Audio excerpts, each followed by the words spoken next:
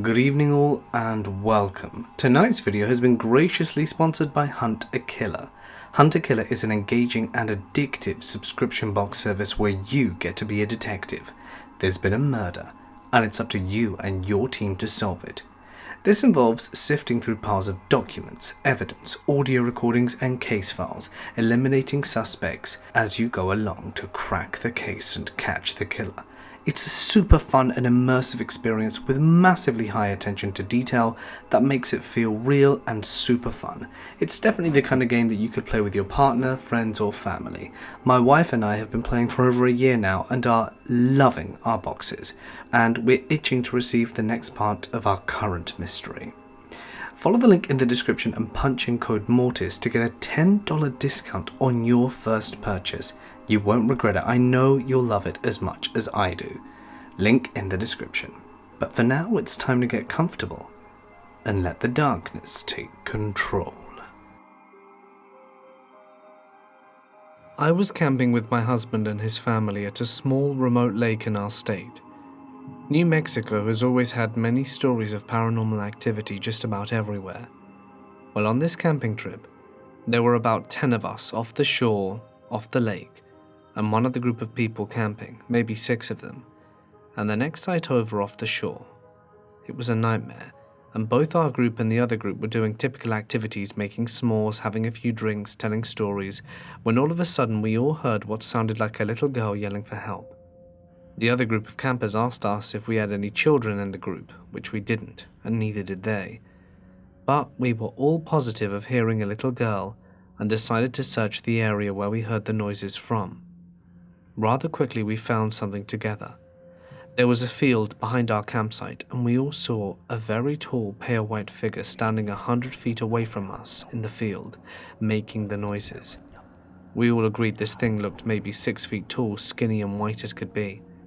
Everyone got quiet, but we all were together and still made our way closer to investigate. Whatever it was saw and started backing off as we got closer, until it vanished beyond some trees. Every single person in both campsites was freaked out by this, and that night while we tried to sleep, we continued to hear those little girls calling for help. It still gives me chills thinking about it. When I was traveling to Oz, I was staying with a good friend. I was there for about a month, and I had access to his car and was out of town on my own for a few days. My plan was to meander from Melly to Wilson's Prom, and I decided to take a detour up to Nuji State Park. I had noticed in my guidebook there was a trestle bridge not far from where I was going to set up camp and wanted to see it. Not sure why. Thought perhaps it would look cool for photos maybe. The thing about Oz is once you're off the main highway, things are often not clearly marked. I drove past the old aged sign and had to pull a U-turn to hit the bridge. I'm not sure what the purpose of this bridge is.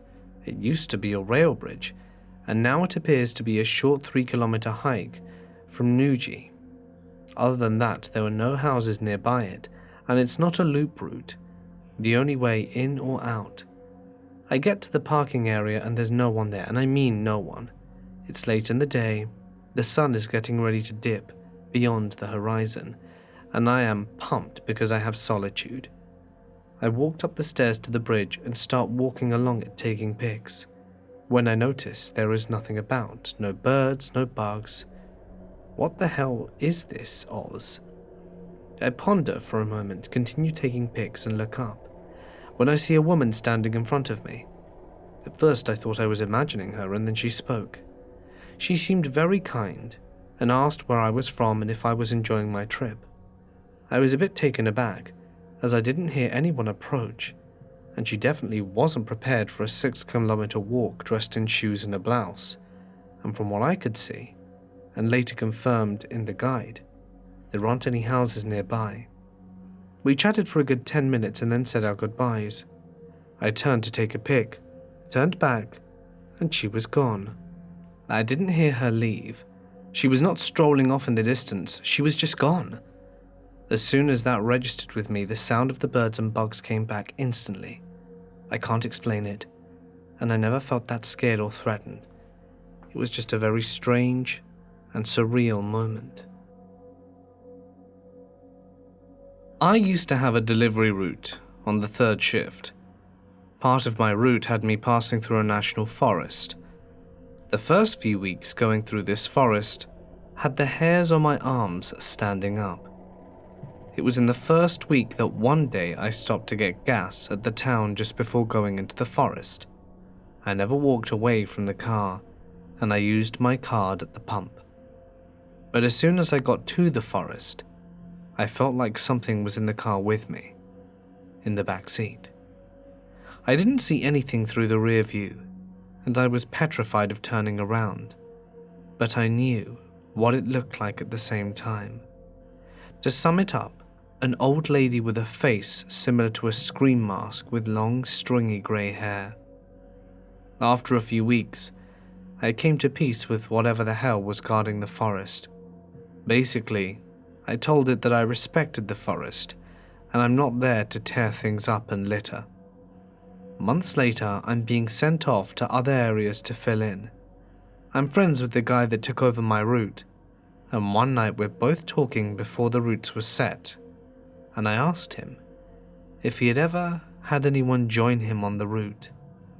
He knew exactly what I was talking about, knew that it was the national forest and that something in the back seat had joined him. Only for him it was a jackal-headed creature, not an old lady. Later, I asked someone else that used to have the route if they had seen strange things in the forest.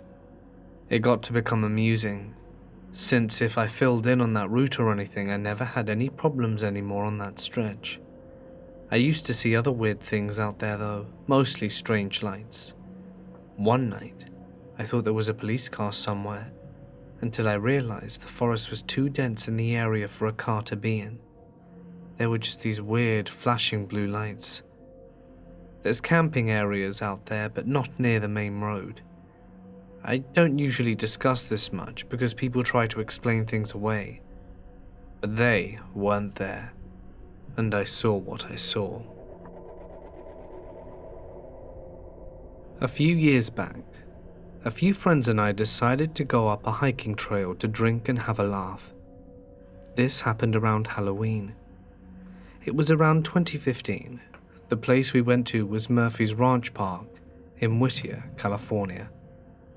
It's in a suburb in the foothills of the city if anyone is familiar with the place, and they'll know exactly where I mean.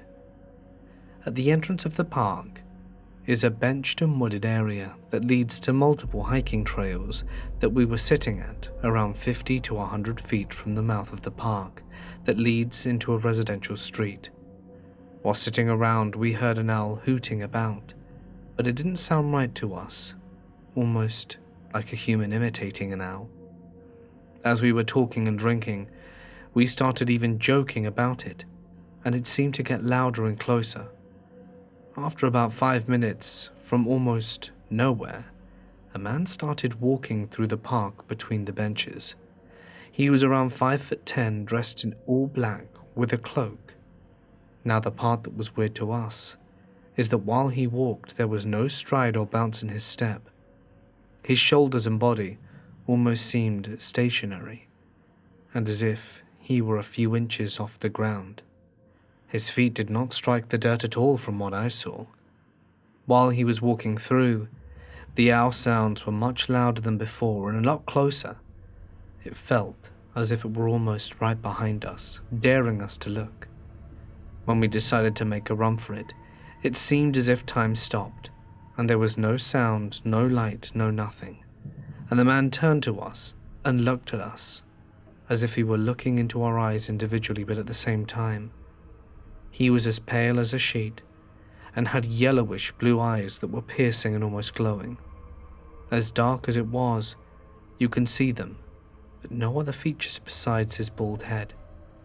After what felt like forever, but was only a few seconds, he turned his head and walked, or glided rather, straight towards into the trails.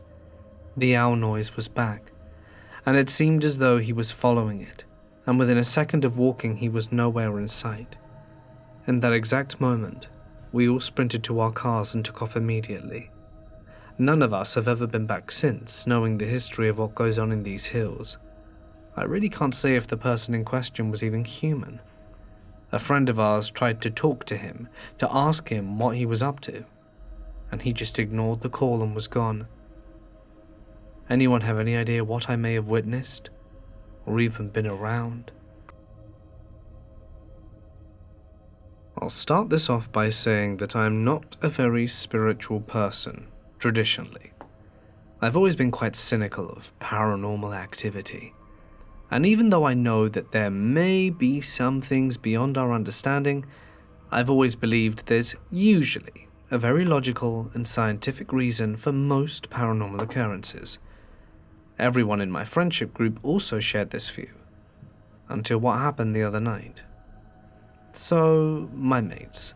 My boyfriend and I live on a uni residence, which is surrounded by a dense Australian forest. I've been here for a year now, and have enjoyed going on multiple bushwalks, both during the day and night. I grew up surrounded by the bush. My high school was on 200 acres of bush, and I live on a country property in the middle of nowhere.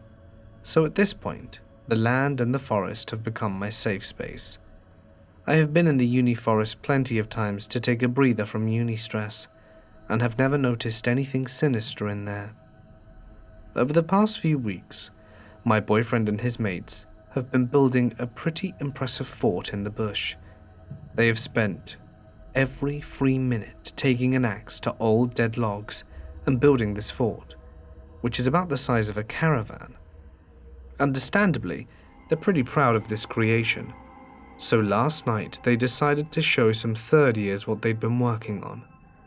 As they were walking towards the fort, these third years stopped and told us they didn't want to go any further. They told us they'd had some bad experiences in that section of the forest, and they told us that they were too scared to venture in it at night. I thought these third years were merely pranking us, so I began joking and making light of the situation. To my surprise though, my boyfriend Matt and his best friend Darcy were very accommodating of the third year's fear, and told them they'd be happy to accompany them out of the bush. They oddly seemed kind of freaked out themselves. I then remembered that Matt had actually told me before that the bush could be quite scary at night, which actually amused me because usually he's the type of annoying macho man who believes fear is a sign of weakness. One of the third years, Nick, wanted to press on, but the other two, Kyle and Adam, wanted to head back. I had seen the fort so many times, I volunteered to go back with Kyle and Adam. As we were leaving the forest, I asked them both what made them so afraid. They told me they didn't want to talk about it when they were there, but they did point out to me that the section of the forest we were in was unnaturally still and quiet. As a cynical person, I had to admit that it was a bit odd that the only section we were in was dead still. Where about 20 meters away across a road, the trees were blowing madly in the wind. Once we had left the forest, Kyle and Adam's demeanor changed significantly, and they finally felt comfortable expressing to me what they had experienced in the bush before. To make a very long story short, across the 3 years that they had lived on the residence, as they and a few other people have had multiple encounters with what seemed to be an odd-looking spirit in the shape of a man in a hunched-over position. The spirit was always accompanied by the bush going unnaturally silent and an overwhelming feeling of impending evil and doom. He told me the reason the forest goes so still and quiet is because something inside it is listening to you and is hunting you. Kyle, being a man of indigenous culture, told me that at one point the spirit was so close to one of his friends that he had to call in an Aboriginal elder to run a smoking ceremony. This elder told Kyle that the presence of evil was overwhelming in the forest, and she warned him to never go too deep in again. Kyle also began educating me about other Aboriginal legends and expressing his fear of the noises, like screams and whistles, distinctly human screams and whistles, not bird or foxes, and the feelings he had experienced within the bush. At this point, I listened ardently, but was also viewing these stories as purely fictitious, as opposed to something to be concerned about. Even though I didn't really believe in the stories, I was interested in learning more about the Aboriginal culture, and was honored that Kyle was opening up to me about something which seemed to be so very personal and significant to him. About half an hour later, Matt, Darcy, and Nick emerged from the forest and headed back over to us. As they approached, I could tell that they seemed pretty obviously shaken by something, and for the first time that night, I suddenly felt very anxious. Matt and Darcy explained that they were showing Nick the fort, when all of a sudden, they felt an overwhelming feeling of dread, and they all unanimously decided that they needed to leave.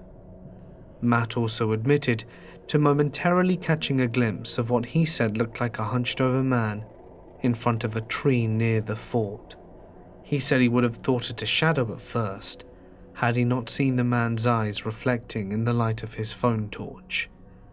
At this point, my belief that they were pranking us diminished entirely, as Kyle was visibly freaking out and Matt looked shaken. I could tell they weren't acting, and I also didn't believe Kyle would exploit his own culture for the sake of a cheap joke. We all now headed back to our respective dorms, and figured we'd better get from as far as the forest as possible. It felt much better to be inside, only until Matt turned to me and suddenly said, "I need to go back and talk to Kyle." When I looked into his eyes, I could tell something was very wrong, and my anxiety amped up significantly. Him behaving this way was very unusual, and something was clearly bothering him. So we headed over to Kyle's unit and knocked on the door. Matt explained to both of us that 2 days prior, he had come across a massive tree in the clearing that was covered in some odd sorts of bulbs. Him, being an absolute moron, decided it would be a clever idea to take an axe to the bulbs to see what they were made of. He admitted that the reason he was asking Kyle about it was because he couldn't shake the memory of the tree, and it was becoming unbearable and stressful.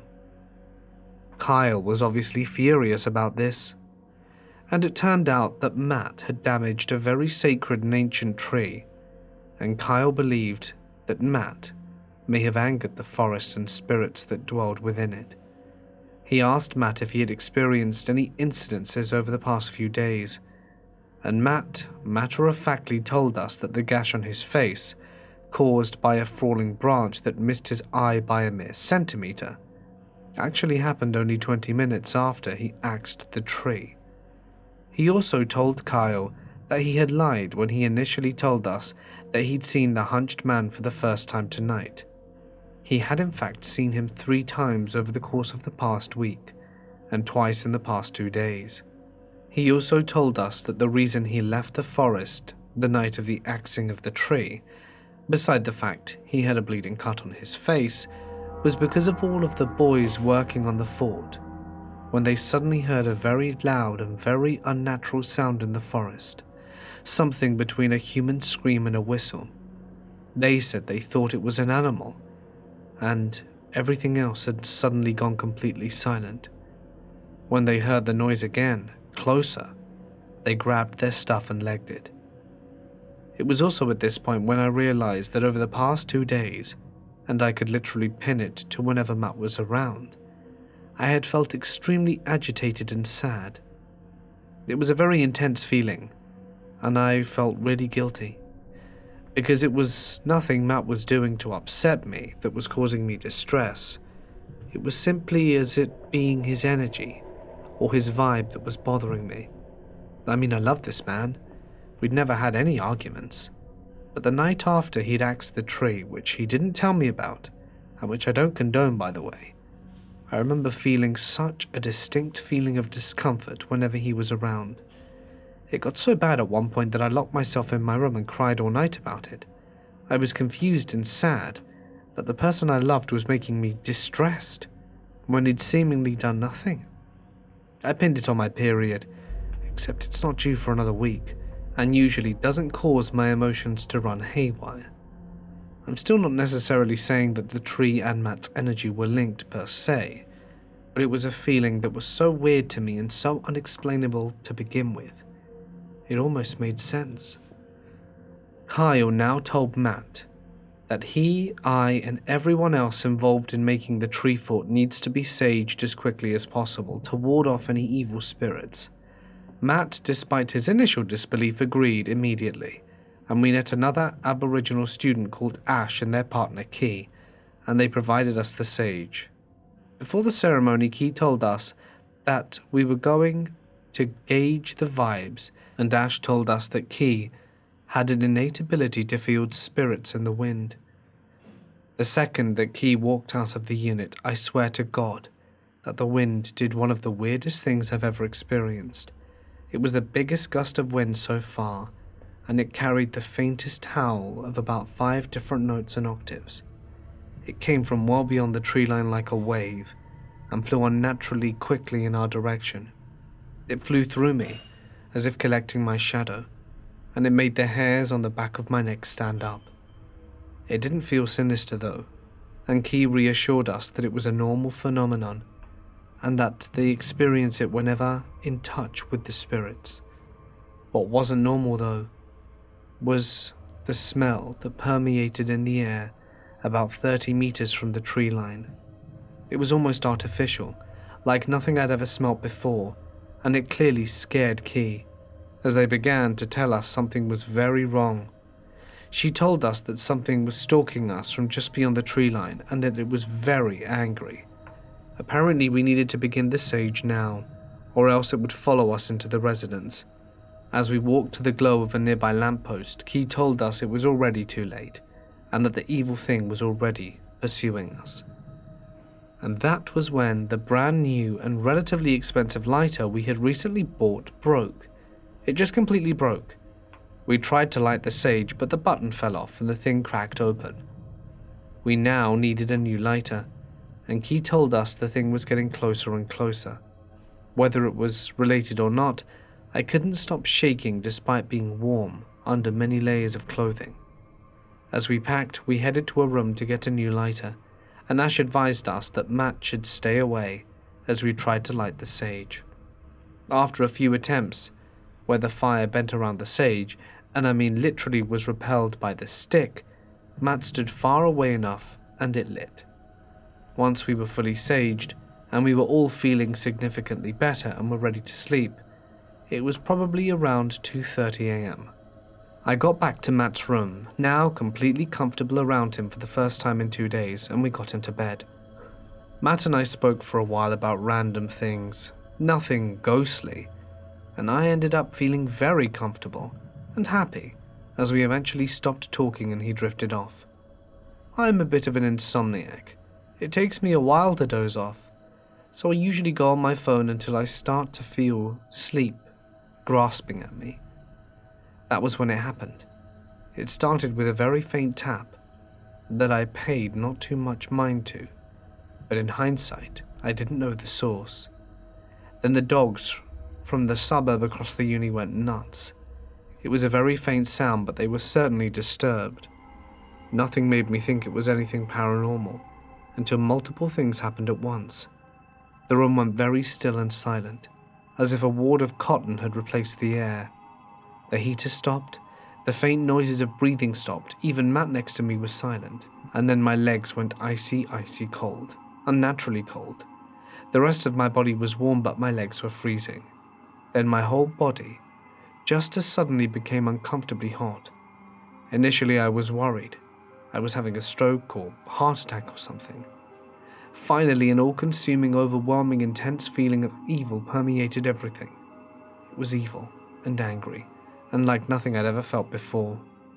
I couldn't link it to a specific spot in the room, but I knew it was strongest near Matt. I couldn't breathe, I couldn't speak. I knew it wasn't sleep paralysis because I'd been on my phone the whole time and wasn't remotely sleepy. I could also move freely and didn't feel paralyzed. So I sat bolt upright and felt a panic attack approaching. I'm usually not one to cry very easily, and I'm never one to have a panic attack, but this rendered me to both. I was sitting upright and praying with everything I could for this thing to go away. I was shaking and crying. I didn't want to wake the others to ask them if they could feel it too, because I knew it would anger it. I didn't end up needing to wake them though, because Matt suddenly awoke with a start. It scared the life out of me because his voice cut the silence, asking if I was okay. But I wasn't.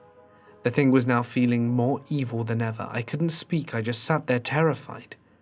Matt then went dead silent and said, "You feel that, right?" I couldn't even nod. I was praying with everything I could muster, and I'm not even religious. I was just repeating in my mind that I meant no harm, and that I'm sorry if I offended it. I remember saying aloud, "Something is very bad," and Matt just nodded, looking terrified. Eventually, after what felt like a lifetime of prayers, the feeling began to diminish, and everything slowly felt calm again. Noise returned, the breathing of others in the dorm, the heater cranked on, and the wind outside resumed. Whatever it was seemed to have left. Once I felt safe enough to lie down, Matt and I snuggled up together and tried our best to fall asleep. I was worried the thing would return when Matt fell asleep in order to attack him, when he was vulnerable. But thank God it didn't. My sleep was ridden with nightmares about spirits, and I woke up unnaturally early. In the morning, though, I seemed to feel okay. Matt and I spoke, but he reckons we were both freaked out of the back of a really creepy night. That's weird though, as that's before the encounter with whatever it was. I was not even remotely scared. To be honest, when I went to bed that night, I was still pretty skeptical that there was even a spirit to begin with. Not that morning though. I'm still convinced that it was a spirit in the room that night, as I've never felt anything before or since like that. I've watched horror movies, intentionally freaked myself out in creepy places before, and only that night did I feel some sort of presence. I asked Kyle, Ash, and Key that morning if we should have become concerned about it visiting our room, and they told us that if whatever it was wanted to hurt us, it would have done so. They said they believe it was more of a warning for us to leave it alone, more of a threat than an act of violence. We also then discovered, as Darcy went back to the bush that day, Matt and I declined the invite, that their well-structured, carefully constructed fort that could carry the weight of all of them had collapsed in the night. It wasn't a stormy night. It wasn't any more windy than any other night had been. But the fort had entirely caved in upon itself, almost as if it had been trampled by a large creature. Whether these things are coincidences or not, I'm not sure, but it sure freaked the hell out of me. I have not had any odd experiences since, but I also have not returned to the forest, and I still don't know if I want to or not.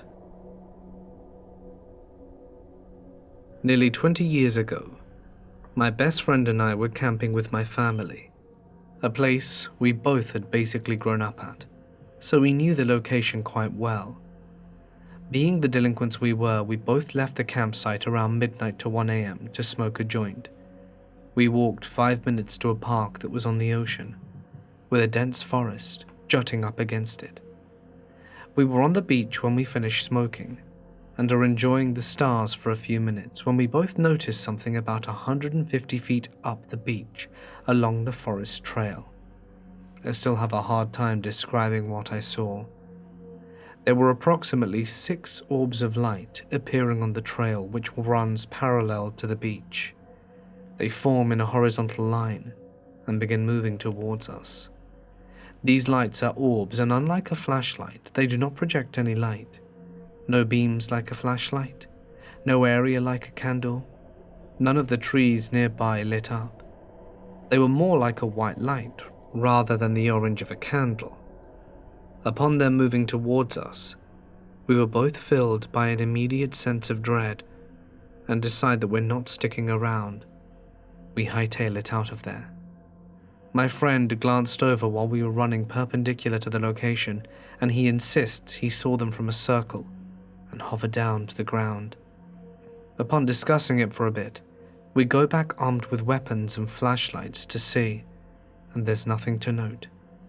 I have to iterate that this was not in a location where fireflies reside, and even if there was a human element behind the lights, they were moving towards us at a pace people couldn't possibly move through a wooded forest in the pitch dark. I'm in my 30s now with a family, and whenever I see my friend, we still talk about it and shake our heads to try and explain it. What are your thoughts? This happened a few years ago, when I was working at my childhood summer camp. I've certainly gotten strange feelings around the area before, but nothing especially malevolent or frightening. My coworker and I were taking our group for a sleep out, up in some shelters about half a mile into the woods and away from the rest of camp. I'm used to being in the woods, and I generally don't scare easy even at night. So when I woke up in the wee hours of the morning, I set out for the latrines without a second thought. I figured it was around 4 or 5 a.m. based on the red glow of the horizon. The light fell softly through the trees, illuminating the path and the color side of the shelters. The walk was only a few hundred yards, but felt longer with only my flashlight. I was about halfway there before I heard something behind me. Again, I knew these woods. I knew what most of the animals in the area sound like, from the camp's horses to the local family of black bears. Whatever this was, it was huge. Its presence seemed to close in on me from all around, and I could hear twigs snapping, vines tearing, mud squelching underfoot. I'm not fast. I knew that running on an uneven path in the dark wouldn't get me far. So I walked. I walked like I owned the woods, slowly and deliberately until I reached the light on the side of the latrine. The presence then faded. I was even starting to feel good, confident, like I could keep going, keep walking through the dark wood until I reached the sunrise. I had to tell myself to stop, to turn where I meant to turn, and eventually I returned to the shelter and fell asleep. Maybe I would have forgotten about it, if not for the sunrise. I've watched so many sunrises over the lake I should have known better. That red light in the woods wasn't in the east where it should have been.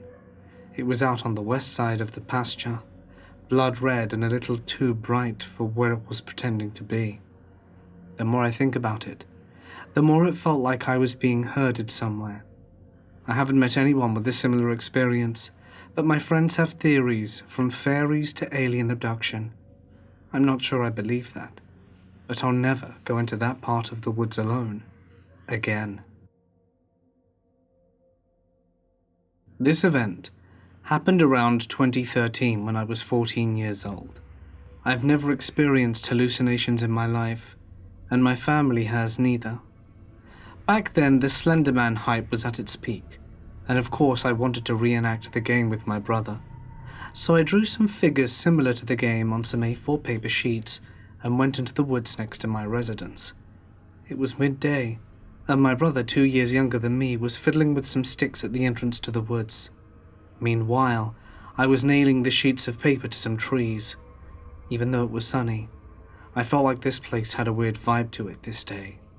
So dumb me continued nailing the papers to trees, thinking that the atmosphere would make the game even better. About 10 to 15 minutes later, I started nailing the papers. I came upon an old fallen tree with its roots sticking out of the ground. As I passed it, I felt something strange going on.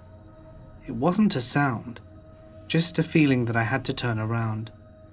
As I did exactly that, I saw an approximately 2.5 meter tall figure, all black except its face, standing around 4 to 5 meters away from me. It had no facial features and just stood there watching me. The whole encounter lasted about 2 seconds before I was turned back around, screamed at the top of my lungs and bolted towards my brother's location. I was in total panic, running like my life depended on it. I felt relieved when I saw my brother fiddling with some rocks on the side of the road. I tried to explain what happened to him, but he thought I was messing with him. The game was cancelled, and I made sure to stay by his side while taking off all the pictures I'd nailed to trees. I went back to the spot of the encounter with him, examined it clearly, trying to tell myself I'd just seen an illusion or something, but nothing even remotely resembled the figure. I kept this encounter mostly to myself. I never told it anywhere, thinking people would write it off as a troll post or spooky story. My family are also heavily religious, and I doubt they'd believe me. The whole thing happened in France, in the 92nd apartment. To this day, I still have no explanation to what I saw. Could it have been an entity of some kind? I didn't get a clear look, but my instincts told me to run. But I'm sure that there was something there. There was this one road that cut through a fairly deep forest that had train tracks running perpendicular and were also slightly elevated. It was pretty fun if you're in an SUV because you could get some air. However, if you were in a car, you couldn't see the other side, and if not exactly entirely in your lane, you would crash into an incoming car. Many people died there, and I think there was also some mythology around it, like a Native American burial ground or something. Anyway, we went ghost hunting, as we'd heard many rumors about that spot. And screw me if as soon as we were walking near the train tracks, some bright blue goddamn orbs popped out of nowhere, floating about 4 feet off the ground. It was maybe 12 feet in front of us and around 10 inches in diameter. We looked at each other to see if everyone else was seeing this, looked back at the orb, looked back at each other, and then booked our asses out of there. This is one of the craziest things I've ever seen, and I don't have a way to explain it. When I was about 14, my friend and I went bow hunting on his dad's property. Mainly we just walked around the woods all day messing around. As it started to get dark, he called his dad to pick us up, so he would drive us to his mum's house. His dad asked us to wait at a certain spot right by the road at the edge of the property. It quickly got very dark, and for some reason, I don't even remember why, we waited sitting down facing each other about 50 feet from the road, in a spot that was pretty dense with trees. There was absolutely nothing around here but the road and the trees for at least a mile. We were talking about whatever 14-year-olds talk about when suddenly I saw light hitting my face. It came from above. I looked up, but I couldn't see what exactly or how high it was. It was very focused, white, and only seemed to hit my face, nothing around me. My friend also saw it, and both of us were very panicked and freaked out. The light hadn't come on, and then moved to my face. It was on me from the moment it came on. It shone for about 3, maybe 5 seconds, and then went back off. There didn't seem to be anything in the trees or above them, although it was damn dark, but we were both convinced it came from the trees. We heard nothing, even though the night was super quiet, and we both said nothing the moment it appeared. We booked it to the road and waited for his dad. I'm still freaked out by this some 15 years later. I live down in Georgia, deep in the country in Dublin, where the closest store is 6 miles away. I've lived in the country for half my life, recently returning to it. But let me elaborate on what happened. Me and my buddy Sean were sitting at our bonfire, as we have an RV, and when it gets dark out there, it gets very dark. So we were making jokes and talking about things and looking at the stars, when the dog we have on our side started barking and growling aggressively before going silent. So Sean and I got up, grabbed my shotgun, and walked over to check it out, thinking he just saw a raccoon or something. But when we made it over there, he was standing still staring into the woods, and we heard something mimic the way the dog was barking, but deeper, more guttural. I'm not really sure how to describe it accurately, but when we heard it, instead of investigating, we fled back to the RV, locked it, and the noises stopped. But later in the night, we heard something walking around the trailer slowly before going off. I'm not sure what it could have been, but we were very scared. So Sean and I had this girl, Liberty, round, and we decided to have a campfire that night, after the frustrations of having to fight the fire and be able to cook the hot dog and bratwursters. The thing is, we didn't have long enough metal poles. I built a fire that was too big, and it was hot. So we decided to leave the baby in the RV and just chill, have s'mores and hot dogs as we passed around Lager. We started hearing noises that sounded like laughter in the woods, similar to mine. Then a bunch of mumbling, before all was quiet. The dog wasn't doing anything, and it hadn't barked all day or night. So we were freaked out a bit, but decided to stay outside and be ballsy and make jokes. But it stopped, and eventually, we cooled it back down and kept talking at the campfire. Then the motion lights behind the RV turned on, and went to go check. There was nothing. So we went back to our seats when the motion lights next to the dog pen turned on, and something dark was laying behind the dog fence, covered mostly by the hill. That meant the road. You know how roads have sewer systems, and the ground dips before coming back up again. And when the lights turned off, and I shined the flashlights over there, nothing was there. So once again, pretty much paranoid, we returned to the fire, which was almost out, and Liberty said she saw something off to the side, which we sort of ignored, as she was quite scared and has schizophrenia. So between her demons, which she already sees, and what was real, we couldn't tell. After that, there were no incidences for a while, before I turned to my left. There's 2 trees right in front of the dog pen, and I decided to flash the flashlight over there, and I saw something duck behind the tree, something big and dark, which at that point we decided to call a night. We went back inside the RV, locked and shut all the doors and windows, and added covers to them. I'm sharing this with you almost immediately after it happened, and we're unsure what's going on. My boyfriend and I are solidly freaked out at what happened the last 2 nights, as it had me convinced something bad is in the woods behind his house.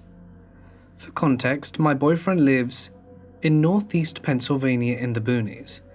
He has an expanse of at least 500 acres of woods behind his home. There are no power sources for any structures in the woods, and the man who owns the property already told us there's nothing out there that he's aware of that could be used causing this. We've talked to the neighbors, and they are just as confused as we are.